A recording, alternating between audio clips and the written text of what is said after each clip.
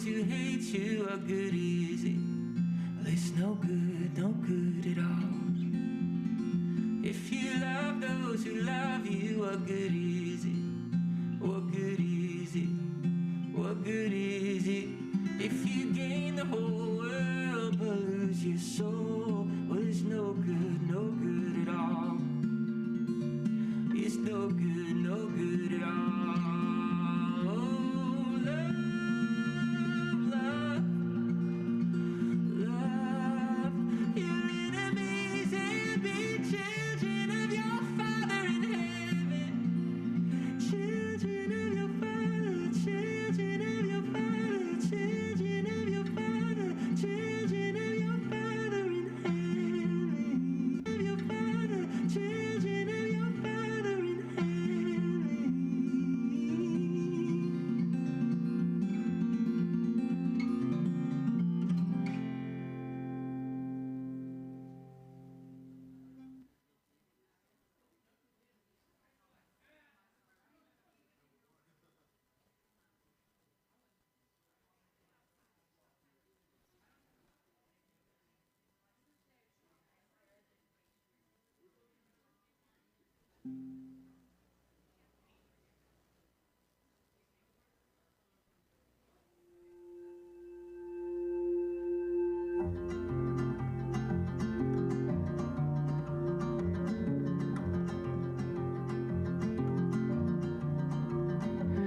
The wisdom in the word, the speaking and the silence, the stillness and the stir, the spirit in the quiet, the Son of God in them, the sinner's lamentation, the flesh of the I am, the song of our salvation.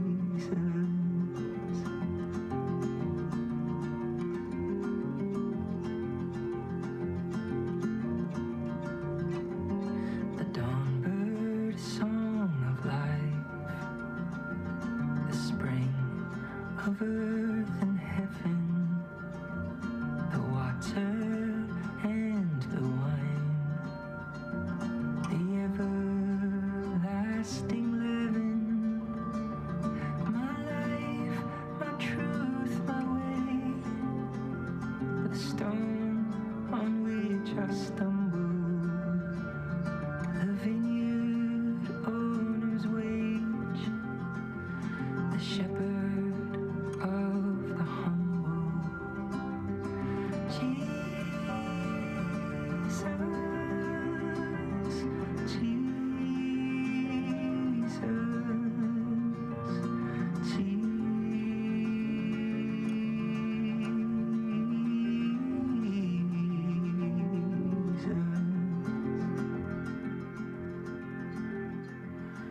yes, Lord.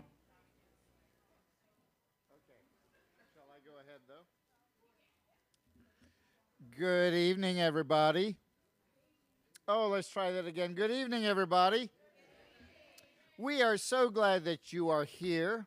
My name is Pastor Randy. I'm the pastor of the church here, Faith Journey, and also a board member of Life Journey. And we are so glad that you are our guest tonight. I think there's a bunch of different groups here and organizations. You want to yell out where you're from? Lorraine's house is on the house. Who else is here? Mandy's house. I like it. Shall we do just a little bit of celebrating? Would you like to do that? Mitchell's had a really good day, really good week. I haven't even told you what yet. I mean, he's got his car running. He's got his, I don't know. You've got a whole bunch of things going and your car's running. That's such a big deal. And we're so proud of you. Good job. Do you want to hear some other good news? This week, somebody who was on the street for 1 year and 2 months finally got housing. Julie, where are ya? We are so excited for you, Julie. That is awesome. And a week ago Sunday, where'd she go? Where's Liz? There you go. Liz got baptized. Isn't that a big deal? So we're so excited for the progress that many of our friends are making, and we are so glad and hope you just relax and feel a part of us today. And so let me pray, and then we're going to introduce Bobbie Joe, our speaker tonight. Would you bow your heads? Father, we are thankful that you love us and that you can help us totally transform. You can change our lives completely. And that's what we ask that you would do. And I want to thank you for Bobbie Joe and the transformation in her life. I want to thank you for how you turned her hurt into helping others. Such a beautiful story. And would you continue to multiply that story in her life through Healing House and also through Life Journey and here in Olathe. Thank you so much. In Jesus' name, amen. Now, I could tell you a lot about Bobbie Joe, but I believe she's going to tell us her story. So I'm not going to do that. Bobbie Joe is from Healing House, and that's down in Kansas or up in Kansas City. And I'm just going to let her come and tell her story. Would you please welcome her as our guest today? Thank you so much. Hello, everyone. We got a motorcycle out there. I keep hearing it. Like he said, I am Bobbie Joe Reed. I'm founder and director of an organization called Healing House, and we're near downtown in Kansas City, Missouri. And it's actually the old Northeast community, Independence Avenue, St. John. That's the area we're located in. So I will celebrate, by God's grace, if I make it till September, I will have 30 years of recovery. And I absolutely give God all the glory for that. So some of my background, I was a cop's daughter. I had 2 older brothers, and we all worked jobs. From the time I was 12 years old, I had a full-time job. I guess they didn't have child labor laws back then. So I started working. I worked every day after school, 3 to 9, and then all day Saturday and all day Sunday. And I was one of those people, I had weight problems as a kid, came up with a speech impediment, so had some issues going on, low self-esteem. And now I'm surrounded with basically adult people around me, and I wanted to fit in. And so some friends from work asked me out, and they got alcohol. I'm telling you what, the first time I drank, I got drunk, and I could not wait to do it again. I mean, I thought I have arrived. It made me feel, well, you know how alcohol makes us feel. We're the better dancer. We're a lot sexier. As sexy as a 12-year-old can be, right? But I thought it really made me fit in with the older people. And I thought, wow, this is good. I'm comfortable inside my own skin for once. And so I started drinking every opportunity I did. My dad always worked 2 jobs, so he was never around very much. He provided, but he wasn't present. So I didn't know my dad real well. And my mom was, she was an addict, but it didn't count because she got all her drugs from physicians in the pharmacy. But back in the 70s, 80s, a lot of housewives were doing diet pills, and then they had anxiety, so they gave him Valiums, nerve pills, right? Which, anyway, so that's pretty much doing drugs. Anyway, so I had that around me. My mom was a scream, cuss person. And my dad just wasn't there much. So it was like we lived in the same house, but we all had our own silos, right? So nobody really. It's not. My mom was a hoarder, so we didn't sit down and eat dinner or anything like that. So we all had our little lives going on, but we really weren't engaging with one another that much. One. So I was drinking a lot. And one week, let's see, when I was 15, I was in a car accident. And does anybody in here remember the old Save-On store down on Still in Kansas? We had a big slide out front. I was a candy counter girl. And anyway, I it was so my brothers worked there, my dad worked there, we all worked there, and we would go. I remember the first time that I thought I might have an alcohol problem. I was going. I hate to admit this, but I was going to discotheques. You know, like John Travolta Staying Alive stuff. I can't believe I even am saying that, but I did it. We drank lots of beer at Pogos, and anyway, so trying to think. My bouncer boyfriend found out that I was 13 and broke up with me. And anyway, I was heartbroken, and my answer to that was to chug down a bunch of beer. And so that's what I did in the bathroom. There was a liquor store right there in the bathroom of Save-On. So I chugged a 6-pack of beer and kind of went from there. Me and a girlfriend were out driving around one night, and alcohol related, and she drove off Turner Diagonal, and the car ended up down below on the highway, and my back was fractured in 3 places, and my neck was fractured. And I was in so much shock, though, I didn't even know till the next day that I was that messed up because I was that much in shock. And so for the next year, I was in a metal body brace with like a corset up here. It wrapped around my back, but then it corseted here in front. They put me on Darvocet, Librium, and Valium, all 3 of those 3 times a day. And that's with drinking Miller Ponies and TJ Swan and Boone's Farm, you know. I'm still drinking. It didn't stop me from drinking. I had went to a party. Somehow I had not been intimate with any men at this point. And 1 week before my 16th birthday, I was at a party, and people started disappearing out of the room, and I wasn't really paying attention because I was drunk and high. And I ended up in a room with one guy, and he decided he was going to rape me there. And it basically was as easy as turning a turtle over on its shell, right? Because I was pretty defenseless in that body brace. And back then, people didn't talk about rape.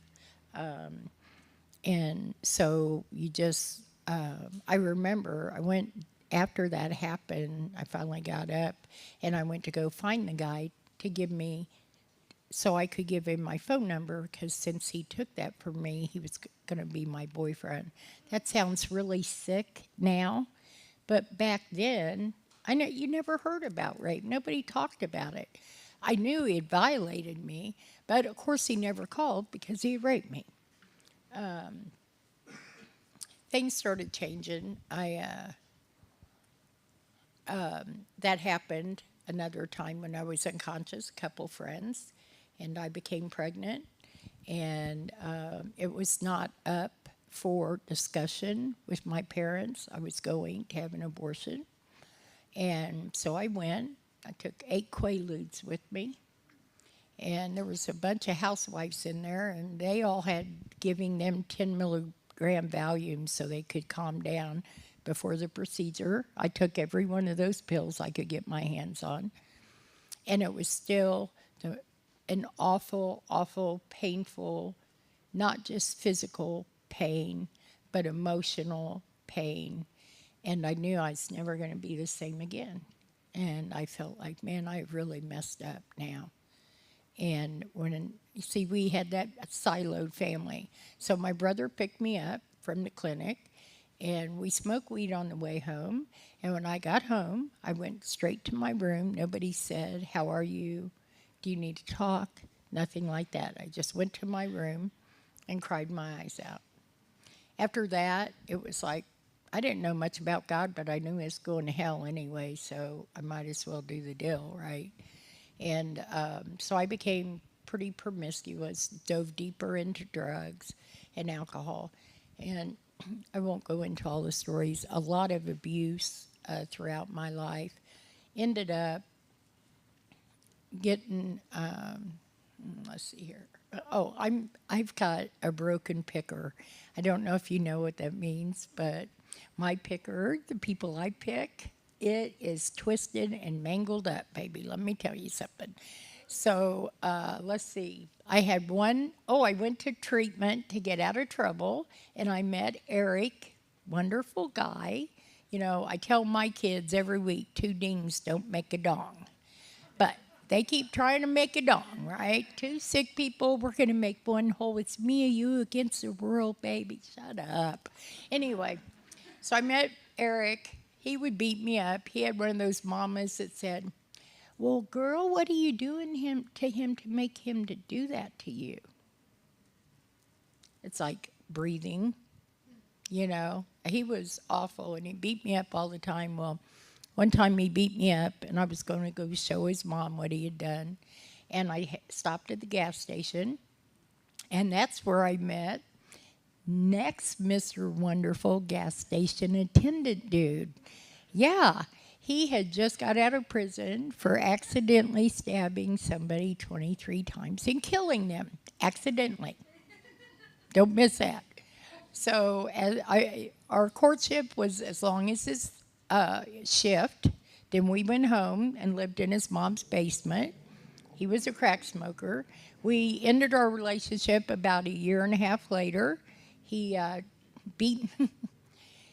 Of course, he wasn't working anymore. But at the same gas station we had met at, he beat me in the head with the 2-liter bottle, 2-liter bottle of Dr. Pepper, and they had to pull his jacket down on his arms so he couldn't move his arms anymore.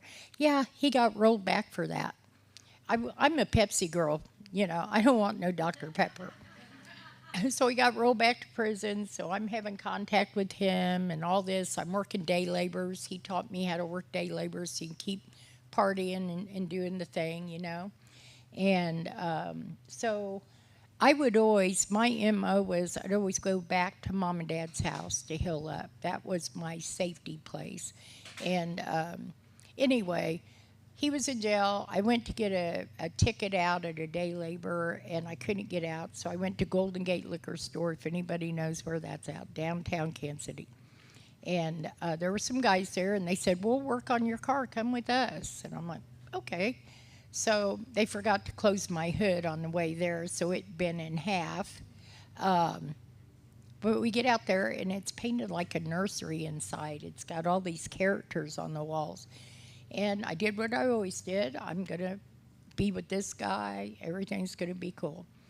And, well, he leaves for a while and comes back, and he was a pimp. I had no idea he was a pimp because these guys are pretty smart. They want to act like they're your boyfriend or something.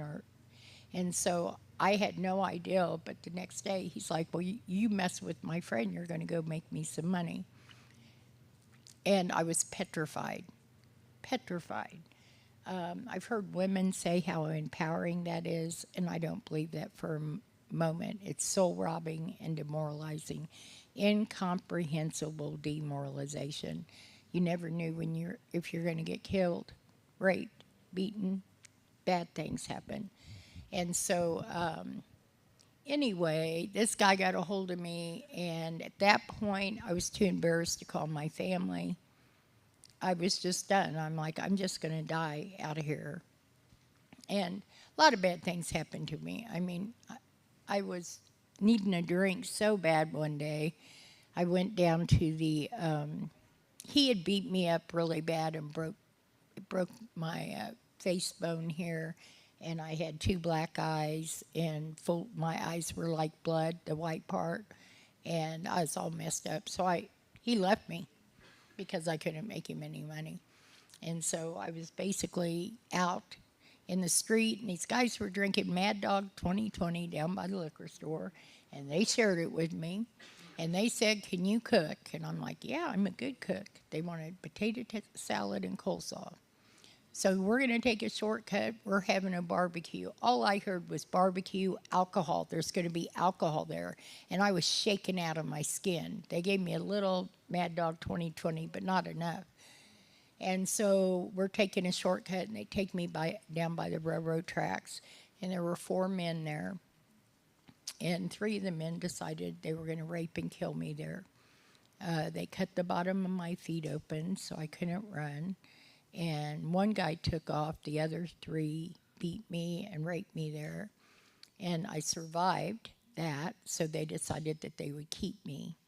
And they walked me through basically in the 20th block. There's some, on I-70 and 23rd, there's some houses that set over to the east side, and one's blue and one's brown and one's green. And in that 3rd house up there, they kept me for the next couple days. And this is how sick I was with my addiction. I hadn't eaten anything. I was getting repeatedly beaten and raped. I was up in a room that all was there was a dirty long underwear shirt and a towel. And all I could think is if they'd just give me a drink, I'd be okay. I went 1.5 years without looking at myself in a mirror because I couldn't stand to see what was glaring back at me, right? And I became this it. I really didn't think I should be breathing the same air as you guys. So anyway, this happened to me. I ended up, I could hear them talking about what they're going to do with my body. And the next time the house became quiet. Now my shoes are gone because they cut my feet open. And my zipper on my pants was gone. My shirt and bra were down by the tracks. So there was that dirty long underwear shirt in there. So I put that on, and I jumped from a 2nd-story window. And I got away. And the first thing I had to do was do something to get a drink. And then the next day I had to walk through downtown Kansas City, Missouri, and it was like the parting of the Red Sea, right? I was so dirty and filthy and bloody. I tried to go in a parking garage to get a drink of water, and this guy screamed at me, "You can't come in here." I just want a drink. So I walked back all the way to 18th and Main at a cheap hotel where we stayed off and on, and my then boyfriend punched me because he thought I'd been out doing something that I shouldn't have been doing. And we all shared, we had 13 hotel rooms on the top floor with 1 bathroom. And I remember I just picked myself up after he knocked me down, go up to the bathroom because I wanted a shower, and the rocks from the railroad track were still stuck in the back of my head. That's how I was like the Walking Dead. I just didn't have anything left in me. And I can tell you, I got to the point where I couldn't communicate with people, and I was living under a boxcar next to a liquor store, being beaten and raped. And the liquor store wouldn't sell alcohol to me or anybody they thought was buying it for me. And I couldn't even communicate with people anymore. I lived like an animal. And at that point, every time I came to, I thought, why can't I just die? I just want to die. You know why I didn't die? Because God had a plan for me that I couldn't even begin to see, right? I went to a free detox. I tell people sometimes chocolate chip cookies saved my life. So I went through this detox. There were no hygiene products there, no soap, no deodorant, no shampoo. And I was in a red sweater for 5 days. That was a sweater dress when I got done. We were all so sick, funky. It was bad. And at that time, I'd been diagnosed with Crohn's disease. So when I felt good enough, I would bake stuff, chocolate chip cookies and fudge and banana nut bread. I'd take it out to 63rd Street Market. I'd sell it. Well, there were guys out there selling like 10 little tubes of toothpaste for $1, the hotel stuff, and 10 little bars of soap for $1. So I started buying some of that stuff with my earnings. And I would take those hygiene products down there to that detox along with any leftover baked goods.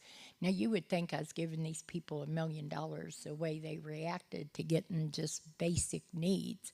And I'd sit on their bed and tell them, how I was getting better. And I did it at first because it made me feel good, but then it just became the next right thing to do. And that's why I can say a chocolate chip cookie saved my life, because that's when God opened up my heart. Because, our addiction is selfish and self-centered to the extreme. But that's when, and you know what? I've been a truck driver. I've been a hairdresser. I've been a florist. I have been just a waitress, just about anything you could do. I've been those things. But I never knew what I wanted to be when I grew up, right? I didn't know what I wanted to be because God already had the plan for what He intended me to be. And that's why I didn't die out there. And so anyway, I got sober. I started helping other people in recovery all the time. I mean, it became my purpose in life was to help others recover. And I was carrying the message all over to jails, detoxes, prisons, anywhere I could go. And what I figured out, there were 900 women going through 30-day inpatient treatment every year in Kansas City with less than 30 safe beds for them to go to. 900 women, less than 30 beds. And most of those 30 beds were earmarked for women that had children. So the single women, it was like, that old mentality, well, she made her bed, let her lay in it, which is crud. Anyway, and I'm like, so God started tugging at my heart. And this is all hysterical because I didn't even like women. And God wants me to do a women's ministry. He's got jokes. Anyway, so my dad died 1 month to the day I got sober 1 month to the day of my dad dying. We had his 61st birthday party. My mom called me. I went to detox after my dad died. I took a bottle of whiskey with me over there, and she said, do not disgrace your dad's memory by being drunk. So she kept me on 110 milligram Valiums the whole week I was there. And when I got back to my house, of course, I drank. And right in that time, I got to the detox. And then my mom was re-diagnosed with ovarian cancer, and I took care of her. Let me give you a personality type. My mom's friends called her the Dragon Lady. Not warm and fuzzy. She'd tell you the truth, whether you wanted to hear it or not. She was something. But she was a hoarder.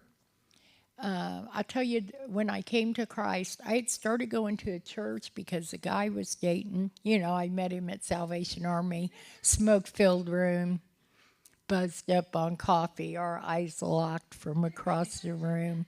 His DOC number matched my birthday. This has to be from God, right? Just saying, whoop, whoop.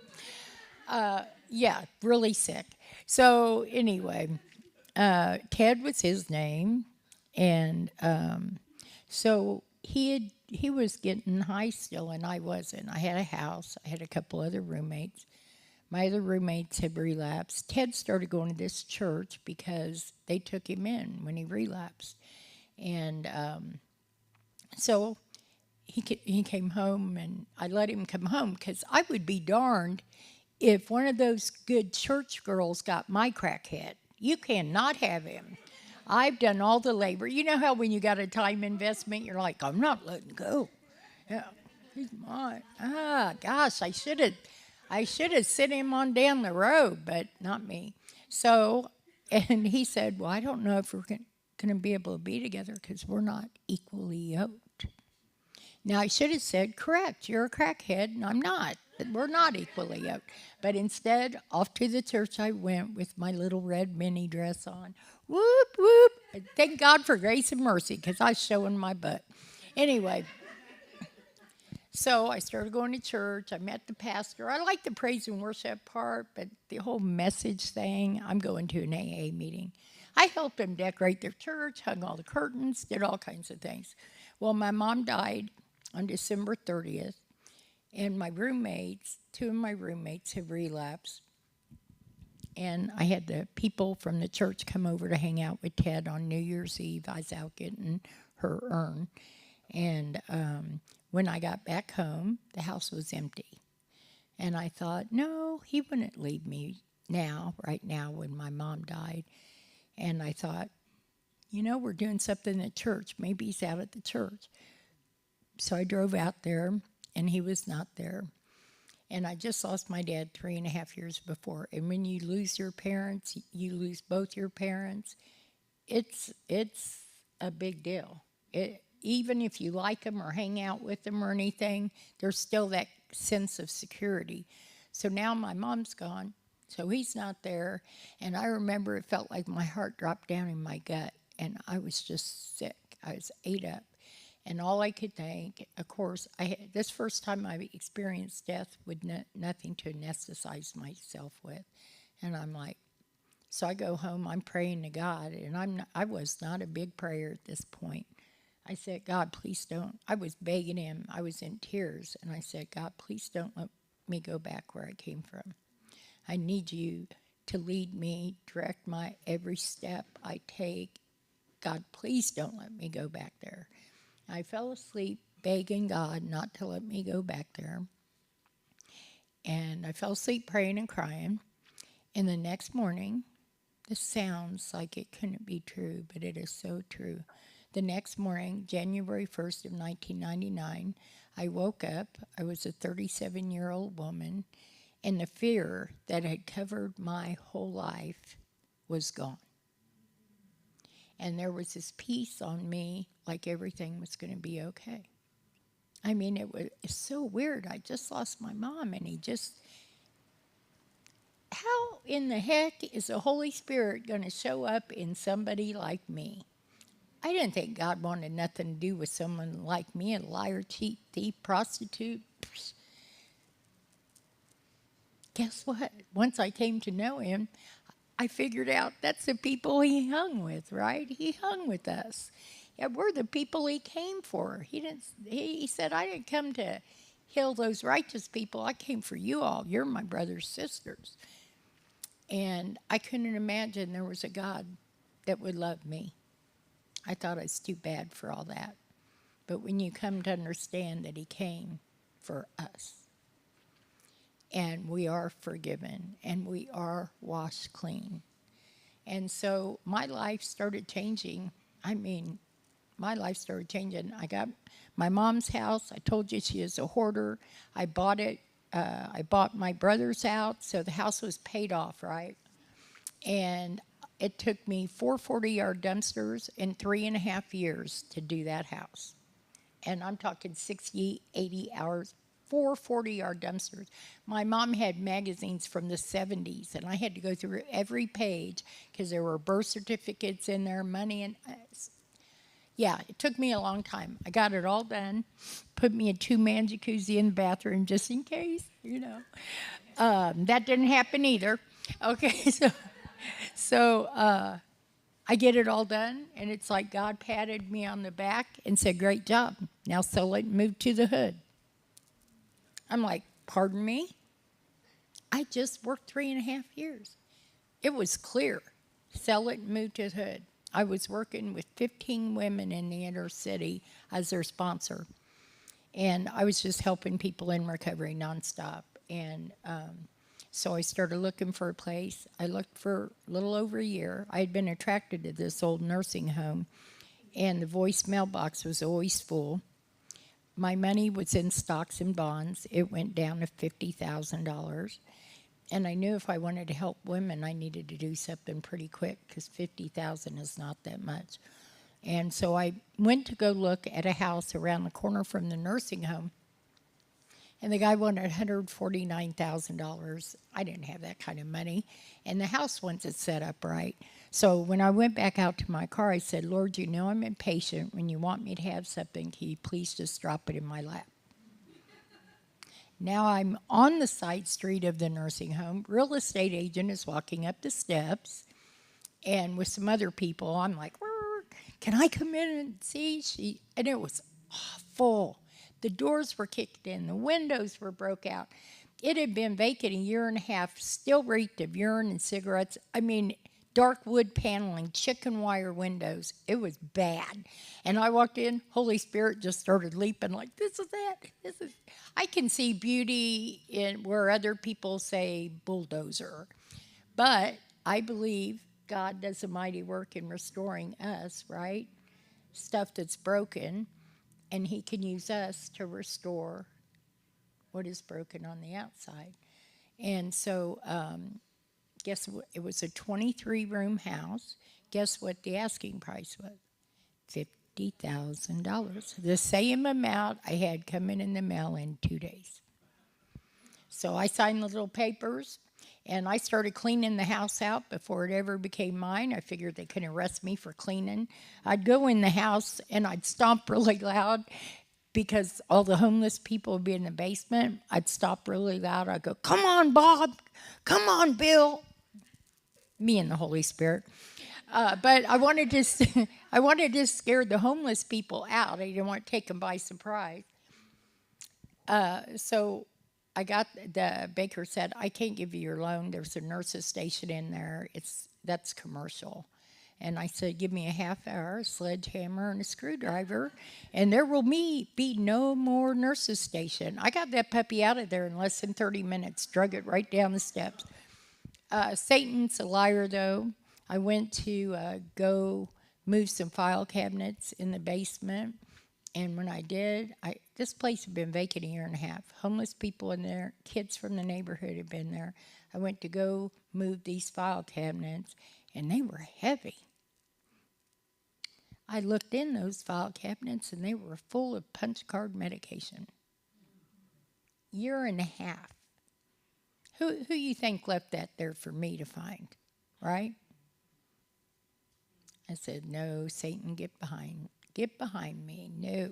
Found out when trash day was. It was a 33-gallon bag full of medication. Threw it in the trash truck. And he had other tricks for me, too, because, when you're trying to do something for God, they're going to come against you. You just got to be ready for that. So 2 months later, I got the little recovery home. I got 10 women living there. The dope man moves in right next door. Now, this neighborhood is like the Wild Wild West. They're not 3 hours without gunshots. We had pimps, drug dealers, gang members all over the place. It was crazy. And the dope man moved next door, brandished his weapon, ran, 6 or 8 prostitutes out of the house, sold dope. At first, I would call the police, and they would come. He would go in the house, close the door, and lock it, and then they'd go away. He brought female gang members from Chicago to try to scare me out of there. I had a lady in my driveway with a machete trying to pop my car tires, and she ran up on me and was drawn back and did not touch me because I claimed a hedge of protection around me and my girls. And no weapon formed against us shall prosper, right? And so I called the authorities, right? Try to get him out of there. But then I figured the police thing ain't working. Let me call a higher authority. I claimed the dope man's house in Jesus' name. Year and a half later, dope man started using his own product, and he got put out of the house. And an old couple I didn't know, he was an AA guy, and she was an Al-Anoner. And they said, can you come? I knew him barely knew him. And they're like, can you come meet us at Perkins for dinner tonight? I'm like, yeah. So I go, and I sit down. They're older people. And she said, me and my husband have been married she said, we're not God people. We don't go to church. We don't do the Bible thing. I'm like, okay. And we're not nuts. Okay. And she said, we've been married 40 years, and we haven't slept together for 25 years. And all I'm thinking now, this is really getting creepy. don't know what you got in mind, but you're older than dirt. This is not happening. So she said, I'm saying all this to tell you that my husband came to my room at 3 o'clock in the morning. These were non-believers. My husband came to my room at 3 o'clock in the morning and told me that God said to give you the money for that house, the dope man's house. They loaned. God said give, but they loaned, which was okay too. So the first house I got for $50,000, when I got done, it appraised for $194,000. That's something called equity, right? I got the dope man's house for $37,000. When I got done, it appraised at $186,000. So now I got women coming that are pregnant. I can't accommodate babies in their rooms, right? So I'm peeking through the windows of this apartment building that nobody was living in. I found out who owned it. It was 14 one-bedroom apartments. It was awful. Me and my buddy Gary, the basement floor was so bad, the cement had totally decayed away. So we had to have a cement truck come and pour new concrete in the basement. Me and him poured it. And I started on the top apartments, and I'd go to thrift stores to buy curtains, beds, everything that we needed. So the mama would leave the main house, go have her baby, and then come home to a fully furnished apartment. And yeah, very cool. And then I had older women that said, I don't want to live with these crazy young girls all the time. I raised my kids. How about me getting an apartment? Like, okay, you can be mommy mentors, which was very cool because some of the ladies that already raised families lived over there with them.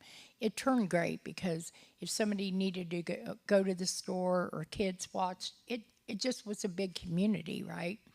And so I'm going to fast forward because I can't go into every story. Every story is a God story. Every story.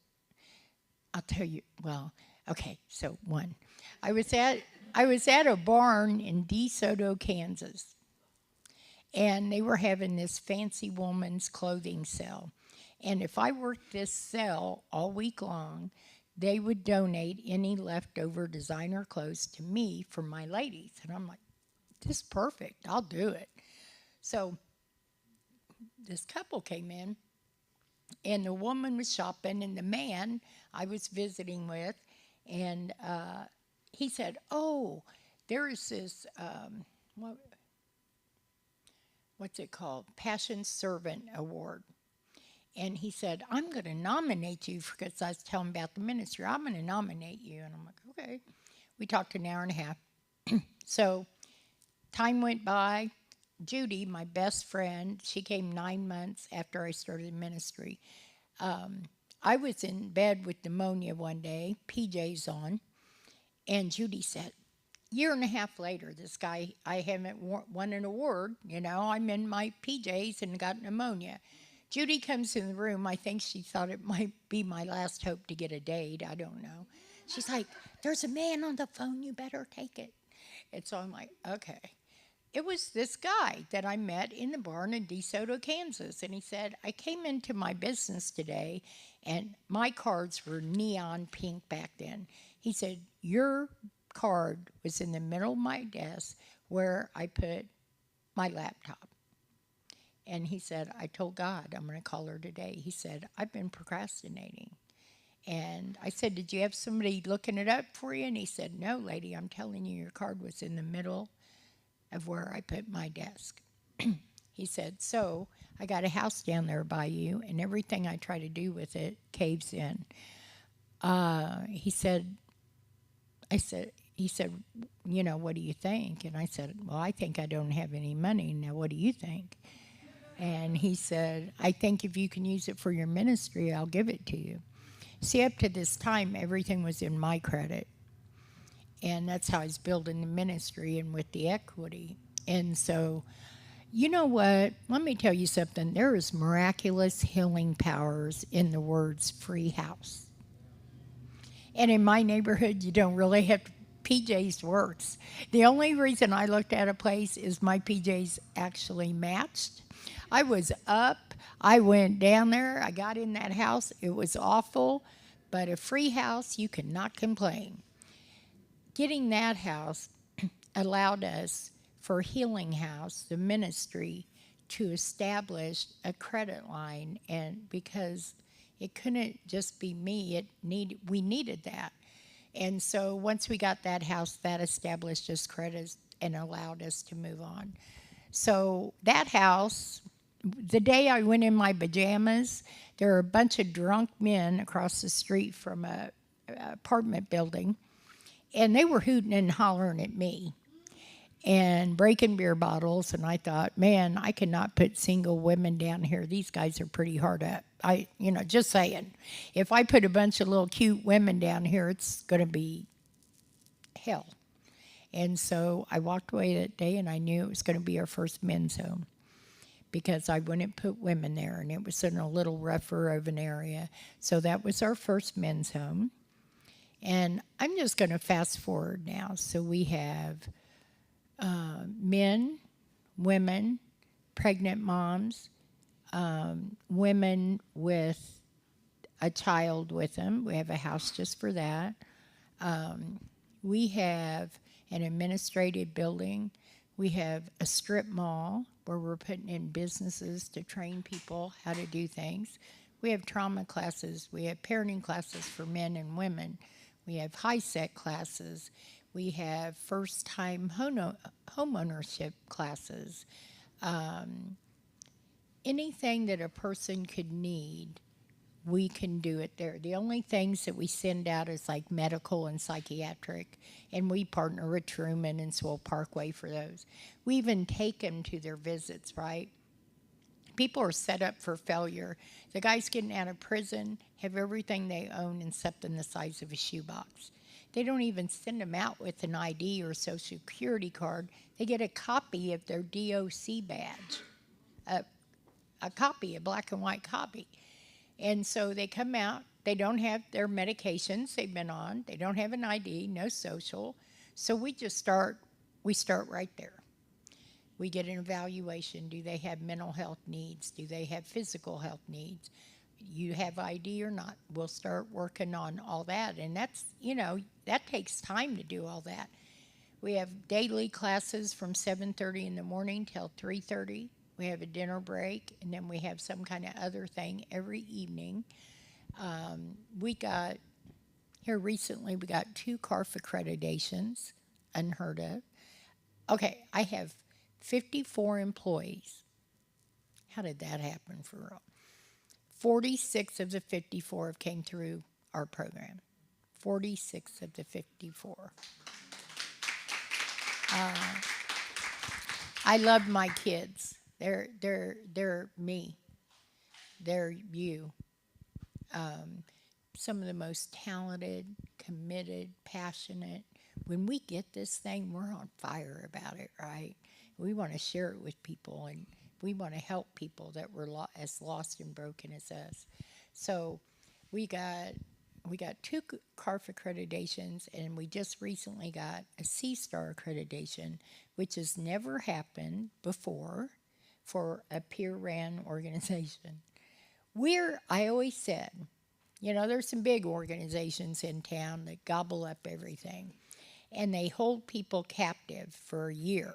That you got to show up to that treatment center so many times a week. It's all about money. Every month you're watching the same movie, doing the same dumb programming. Where does individuality come in? If somebody's moving and they're working their steps, let's move them on. Let's move them on. And so I thought, you know what? It's going to be like David and Goliath. They're not even going to see us coming. We're not a threat. But I've got my slingshot and it's loaded. So we snuck up from behind. And so we just got our C-Star, which means we're fully a treatment center like any other treatment center, like Truman Hospital, Swole Parkway. What's the fancy one? Valley Hope, all that. So we have the same accreditations as them now. We have a recovery community center that holds over 300 people. So on Friday nights, we have dinner, praise and worship band, we have a speaker, and then we break into small groups. But our small groups are not too small. There's about 10 groups of 30 people each. It takes up 2 buildings to do. So we have an admin building with the sanctuary in it, and then we have our recovery community center. And I got to tell this little story too. So, our recovery community center is here, and we got a smoking deck off the back. And then on the other side of it, there's a fence up, and then there was a strip mall that backed up to that. Well, we'd be out on our smoking patio, and the guys from the tattoo shop are out there smoking weed. I mean, you get a contact buzz just going out on the back porch. And the guy was an awful man. I went in there and I said, honey, I'm Bobbie Joe from the recovery places. Could you please have your people quit getting high out there? And he said, whatever, lady, move around. I'm a firecracker. I'm just telling you now, I am not scared of anything. I am a firecracker, but I shut my mouth and I walked off because God knew. 2 weeks later, I get a phone call from this guy in Chicago, and he says, hey, my name's so-and-so, and I hear you're doing great things down there, and I got a building that seems to be around your other buildings. Would you be interested? I said, I ain't got no money. And he's like, well, I'll finance it. Owner finance, that's ding, ding, ding, ding to a not-for-profit, right?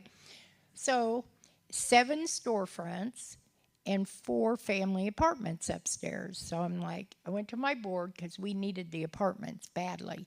And so I went to my board, and they said yes. And so we got the building. Guess what the first official act was of me being the landlord of the strip mall? I wish I would have had a stinking police body cam on. This was priceless. I redid dude's lease, right? And it said no legal drug use on or about the property, or you will be immediately evicted. So I went back over with this new lease. I said, hi, honey, remember me, Bobbie Joe? And I said, I'm your new landlord. Oh, my gosh, his face just crashed. It was so good. So I said, you shrunken head tattoos. They were brutal people, man. They tried to jump up on me and everything. I said, here's your new lease, honey. And he's reading it, face all scrunched up. And I call this a touche for God, because God needs those every once in a while, right?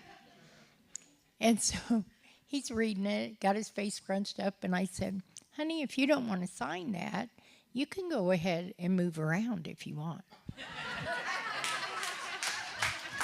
That's some priceless stuff right there.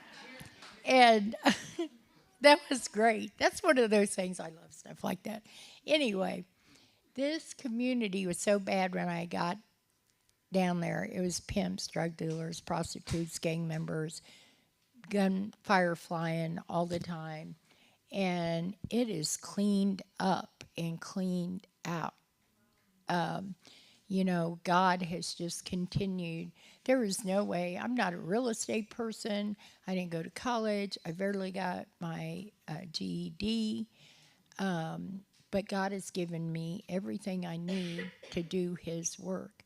And what He ordains, He maintains. And not only maintains it, but He has grown it. He knows our heart. Here's like the common, so we have 209 people that live with us every day right now, and about 30 kids. And here's the common thing that I hear day after day after day, if people saying, I have never in my life been loved the way that you guys love me. Now that's sad that their family didn't love them, but I thank God that they're feeling His love when they haven't felt this love before, because it's the love of God. I don't have to cram a Bible down nobody's throat. I don't have to preach at them, because you know what? The way we show love to other human beings is what brings people to want to know Christ. It's the way we live our daily life that's what brings. They're like, oh, I want some of that. She's got peace, or she's got joy, or she's kind. I want some of that. How do I get it? That's what brings people to Christ. I used to go to church, and pastor's wife, she was off the hook, honey. She'd roll her eyes, and I'm like, sit down. She was not a good first lady. She was a hot mess. Oh, am I over? Okay. So let me tell you real quick. I'm getting this. Anyway, God is good. And all the time. I love God with all my heart. I wouldn't be alive today without God. We usually have baptisms once a year in August, September. Usually about 100 people get baptized. Families get baptized. We got a big swimming pool. And I got to go to the Holy Land a few years back and got baptized in the Jordan River. And so this is quite a story. My water bottle accidentally fell in the Jordan River. And then it accidentally fell in my suitcase. And I thank God forgives me for smuggling. Anyway, so every year I put some of that water from the Jordan River in, and I tell him, you're being baptized in the same water that Jesus was, right? When John baptized Jesus in the Jordan. I have seen more lives transformed. I have seen there is no place like our place in the world. I am convinced of that. The way we love on people, treat people, the love you feel there. It's a family. Everybody calls me mom. It's just, you know what? I haven't had to work a job in 22 years because I get to live out what God created me for. And when you're living into your purpose and what God has for you to do, it's not work anymore, right? We're serving God. And I have the most amazing young people that are coming up, my kids that are coming up through the ministry and working for me. I've got Melissa as my new assistant. God bless her. She's still upright. She gets more steps than anybody else in the company, and they tell her, that's because you're chasing mom all the time. And it's probably the true. I blow them all out of the boat, but it's a little step contest, I guess. But we are busy all the time. You know what? People are out there dying every single day. That fentanyl is taking lives like crazy. And people are out there suffering. And as long as there's somebody out there suffering, I need to keep going, right? And God, you know, God, I don't know about you all, but I was not a quitter when I was in my addiction, and I'm not going to be a quitter in my recovery. And I'm going to get up even when I don't feel like it, I'm tired or whatever. I'm going to keep on going because what we're doing needs to happen. It's important. We're serving God, and we're serving God's people, his lost and broken people. You know what? The one thing that I didn't have before when I was out there is I had no hope. And I used to tell, I've been a drug dealer in my life. I told them, I used to be a dope dealer, but now I'm a hope dealer. And yeah. And so I'm going to shut up, I think, because she's going like this. I'm going to shut up, run to the bathroom. You're going to say a few words, right? And then if there's any question and answers, you guys have any questions afterwards, I'll be back to answer. Thank you so much. Right. Thank you, Oh, yes. Thank you so much, Bobbie Jo. That was amazing. So it's probably been a couple of years ago when we first started talking about having Bobbie Jo come and speak. And more recently, I had the opportunity to go to Healing House. And just like Bobbie Jo said, the atmosphere is just so amazing. Just the moment I walked in the door, I could just feel the warmth and the caring. And so that just reinforced even more with me that we needed to hear Bobbie Jo's story. So for those of you who don't know, my name is Beth Johnson. I'm the director of Life Journey. And I'm going to talk about that long because I know that you have questions for Bobbie Jo. So be thinking of what those questions are. On your tables, you all have an impact report. And so that gives you just a little bit of information about Life Journey. One of our friends that just stepped out, I think, Liz, her testimony's on the back and her picture. Pastor Randy mentioned Liz, and she just got baptized recently, and it's just been so cool to walk alongside her through her journey. And so one of the connecting points for me with Bobbie Jo and Healing House is just the idea of community, and that's really what Life Journey is about, in just creating a safe community and a caring community for everybody to come to and to start to build relationships. And so we have people from all walks of life. We do work with quite a few people who have been homeless or are currently homeless. And for some, they have struggled with things like addiction. And almost always the root cause of that is past trauma. And, there's some stories that I hear that are not unlike Bobbie Jo's stories. And so up on the screen, you see one of our Come to the Table meals. And that's something that we do every month, and everybody's invited. And so tonight, we had the food truck here, and one of our partners, Mission Southside, they're friends just down the street from us.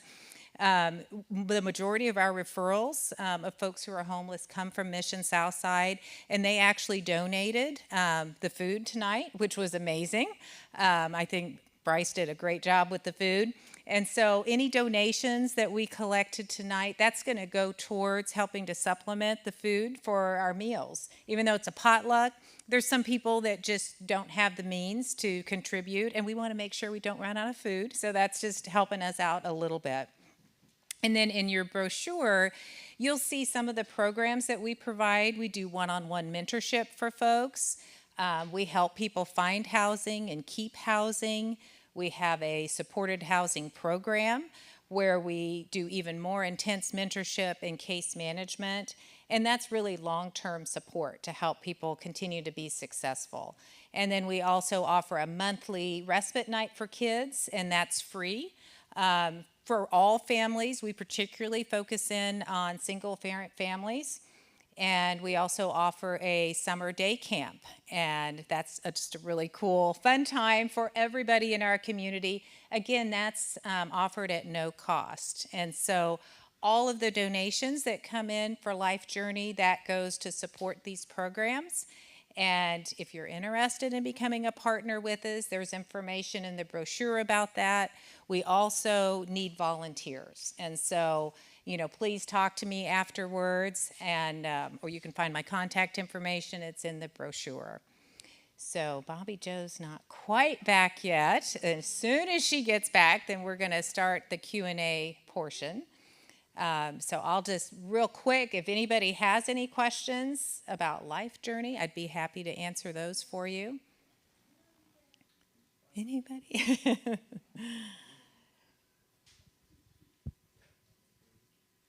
And there she is. Okay, I got through my part really quick, Bobbie Jo. Yeah. Anybody have any questions about Healing House or life story? There is a movie out, a documentary movie about my life. It's on Tubi and Amazon Prime. There's cards out there. You can get one. It tells up to about 3 years ago. Lots happened since then. But you can watch it. It might even be free. I don't know. Is it free? On Tubi. Yeah, I've heard from people all across the world that have watched that.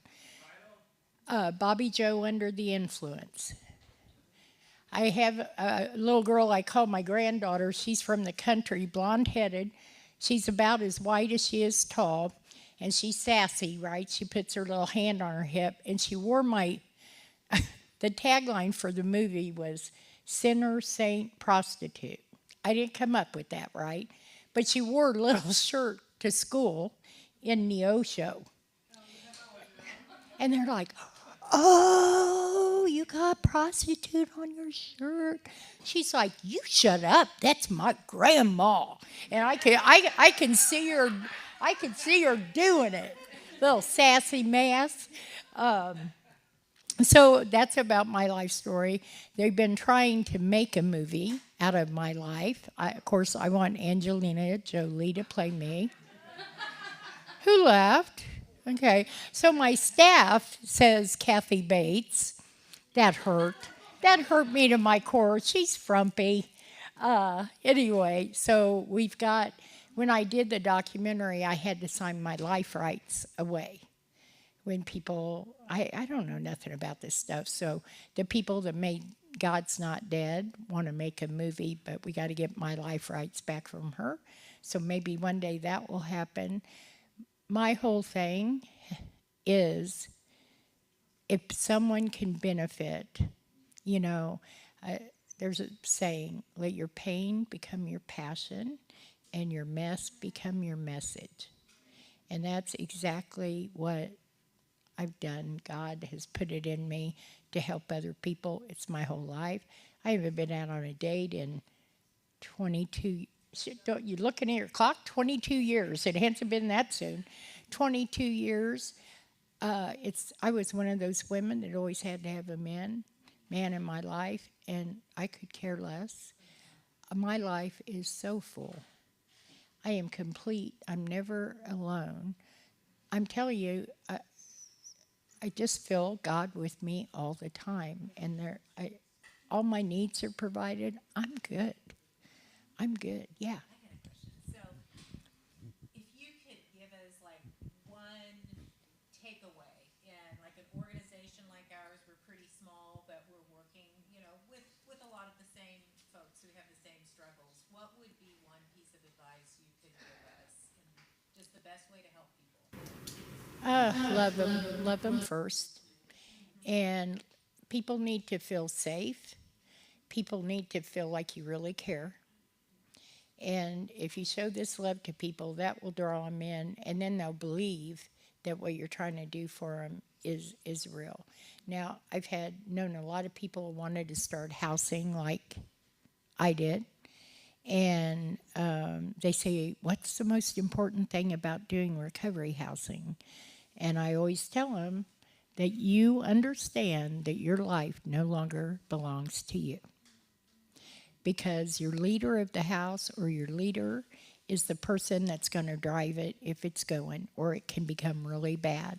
I'll tell you my life. I lived with the girls for 12 years. I'll give you a daily example of how my life was. I'd be in the bathtub taking a bath. One of the girls would come in, sit on the toilet, and start talking at me. And I'd say, baby, I'm taking a bath. They'd tell me, oh, you're not bothering me. And they were sincere. I mean, because, you know what? We want to play, we've been a mess for years. We want to play catch up now. We want it all done right now. Okay, you've been tearing your life apart for 20 years. We're not going to fix this overnight. But today, this is what we're going to do. We're going to take it one step, one day at a time.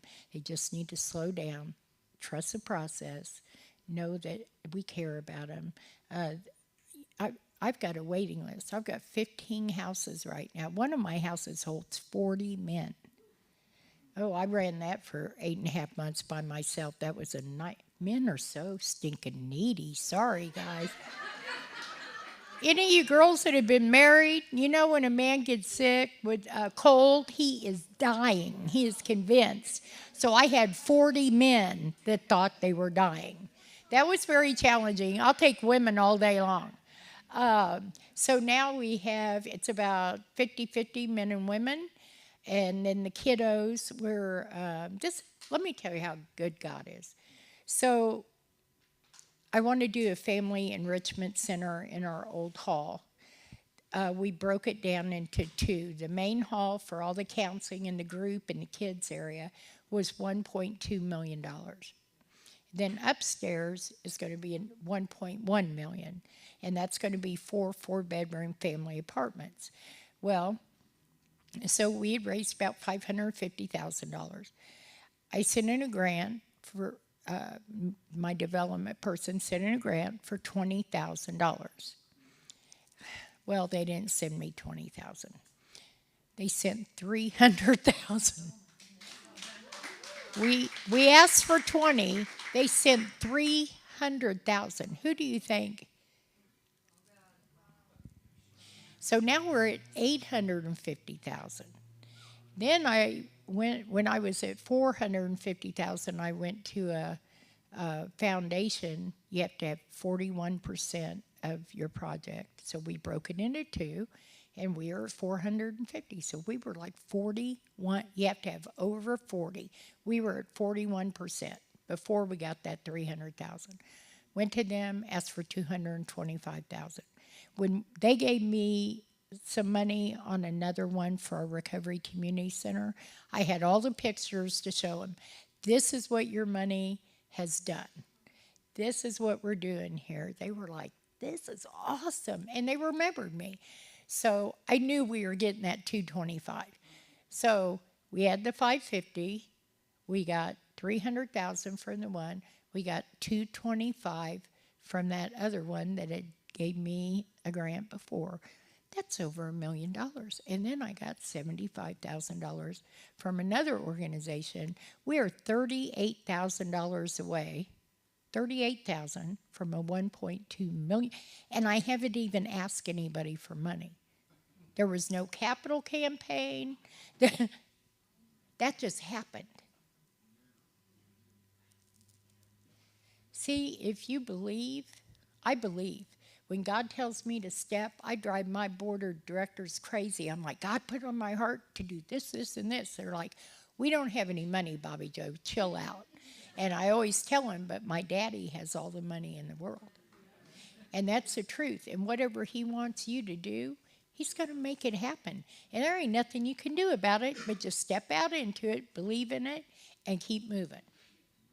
I'm telling you what, I've got a miraculous life, and I'm nobody special.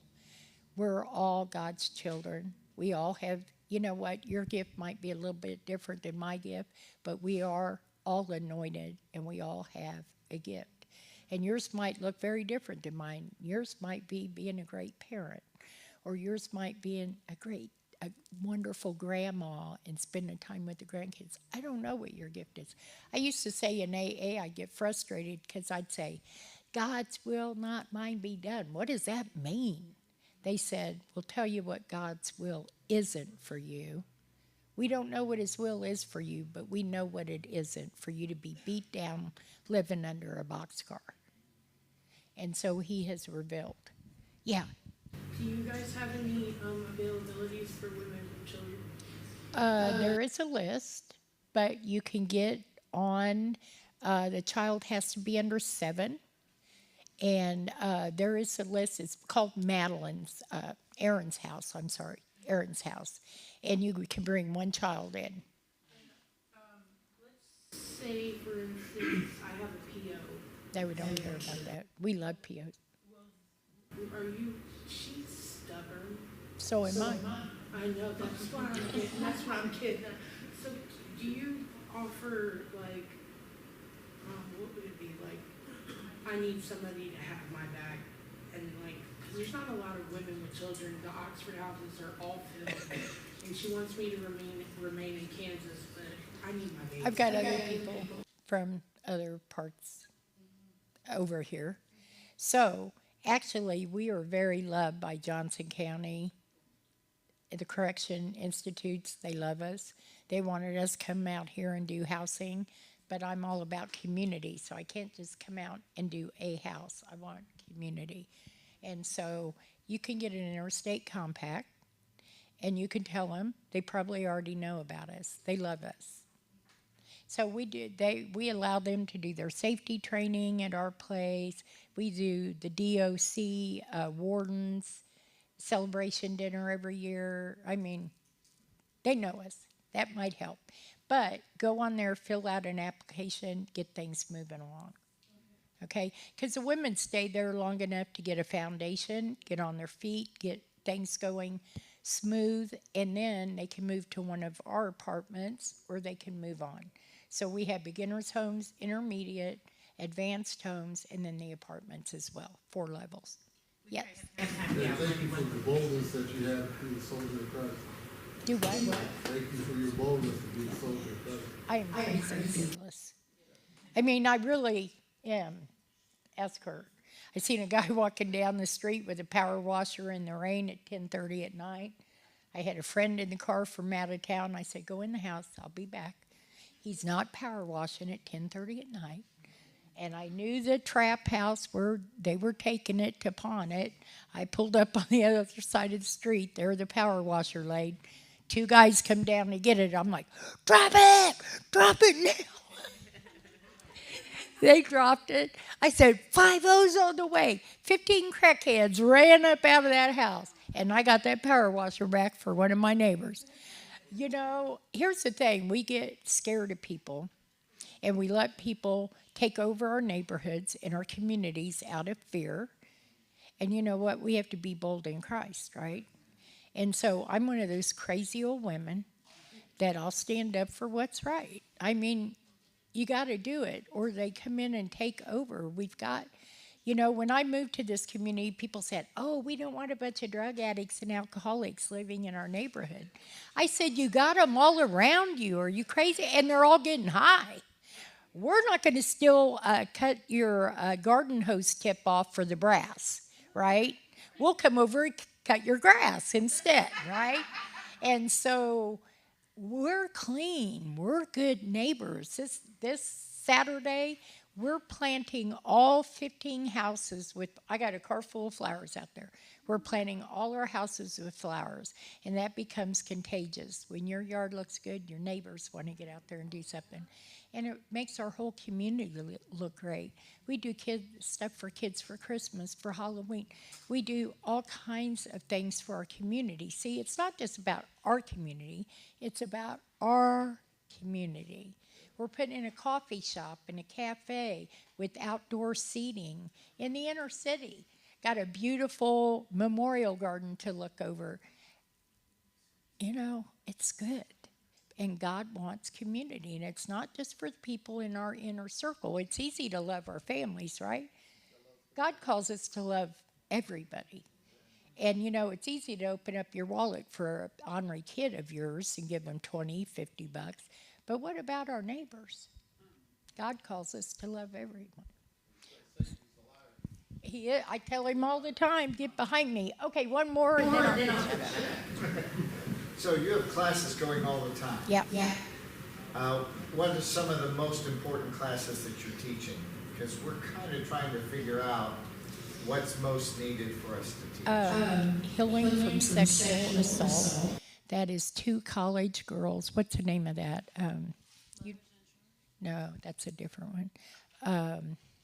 If not for Grace, I can get you the name. Embrace of Grace. It's 2 college girls that met in college. They both had been raped. They met in a coffee shop, and they started talking to one another, and they came up with a Christian program to heal from sexual assault and with faith and with God. They are amazing. Parenting classes, big. Trauma, some of our trauma groups, because I'll guarantee you anybody that's been in addiction has experienced trauma.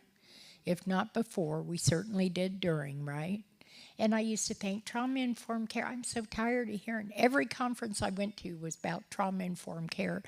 But if you look up something called the ACE study, it's a study an insurance company did years ago to see how childhood trauma affected people. I mean, it was obesity, breathing problem. I mean, look it up. There's a test you take. It's 10 different things, and you can see where you fall on the scale. Trauma classes are huge. Okay, let me give you an example. I had a little girl come in, and the night before, she had been raped by 6 men out in the street. And she was shaken out of her skin. And I knew what she felt like. But we happened to have a women's meeting that night. And I said, ladies, I don't want anybody to feel alone here. How many women? I had 100 women in the room. I said, how many of you women have experienced sexual assault or domestic violence?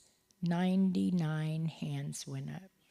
99 out of the 100 women. So women that are in their addiction, rape is a very common thing. Beatings are a very common thing. And so that is, it breaks you. It breaks you. It's such a violation of your personal being, and you need to heal from that. And so, like healing from sexual assault, I think that is an amazing thing. Me having an abortion, there's one called If Not for Grace.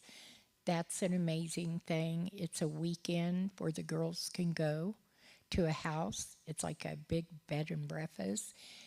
And it's all spiritually based. And I'm telling you what, I've had 2 abortions in my life. I never named my children. They were just gone. I mean, they were here and here, but I never thought about it more than that. During this weekend, I named my children. I acknowledged my children. I acknowledged that they were in God's hand. And when I walked away from that, I'd experienced healing from that. And that's if not for grace. We've got, if you ever want to find out some of our partnerships, we've got a great dads program.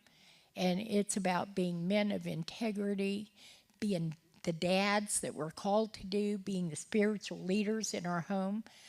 Good Dads is the name of that one. But we can hook you up with any of these. We work with a multitude of different agencies, and they're all the cream of the crop. They're really good. So if you guys call us, we can share those references with you. Thank you for letting me come in and share tonight, you guys. And we got to cut off the questions now, but God bless you all. Thank you so much, Bobbie Jo. That was absolutely amazing. Will you stick around just for maybe a few extra minutes in case somebody wanted to ask you individual questions? But yeah, so appreciate your time. Thank you. Let's give Bobbie one more round of applause.